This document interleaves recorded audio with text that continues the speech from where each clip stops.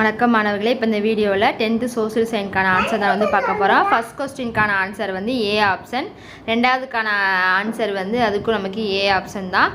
நீங்கள் வந்து லாஸ்ட்டாக நீங்கள் இதில் எத்தனை மார்க்குன்னு சொல்லி கீழே வந்து கமெண்ட் பண்ணுங்கள். அடுத்து மூன்றாவது, எந்த ஆண்டு வார்சா ஒப்பந்தம் கலைக்கப்பட்டது? ஆன்சர் வந்து 1991. அப்புறம் இந்த கொஸ்டின் உங்களுக்கு ஈஸியாக இருந்துச்சா கஷ்டமாக இருந்துச்சான்னு சொல்லி நீங்கள் கீழே வந்து கமெண்ட் பண்ணுங்கள்.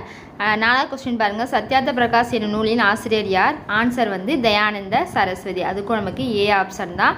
அடுத்து ஐந்தாவதுக்கான ஆன்சர் வந்து சி ஆப்ஷன், பிபின் சந்திரபால். அடுத்து ஆறாவது, மேற்கத்திய இடையூறுகளால் மழைப்பொழிவை பெரும் பகுதி என்னதுன்னா பஞ்சாப்.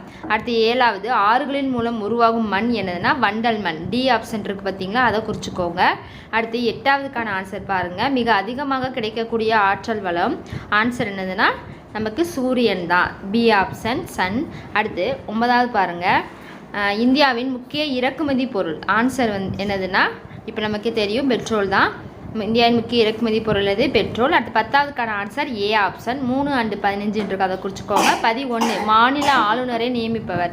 ஆன்சர் வந்து குடியரசுத் தலைவர், பிரசிடென்ட் குறிச்சிக்கோங்க. 12வதுக்கான ஆன்சர் வந்து 5, நேபாளம் வந்து 5 மாநிலங்களோட தங்களுடைய எல்லையை வந்து பகிர்ந்து கொள்வது.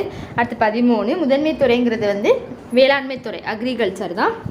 அடுத்து 14க்கு வந்து ஆங்கிலுக்கு கோல்டன் ஃபயர்மேன் வழங்கியவர் யாருன்னா நமக்கு வந்து ஆவண்ணா ஆப்ஷன், கோல்குண்டா சுல்தான். B option குறிச்சிக்கோங்க.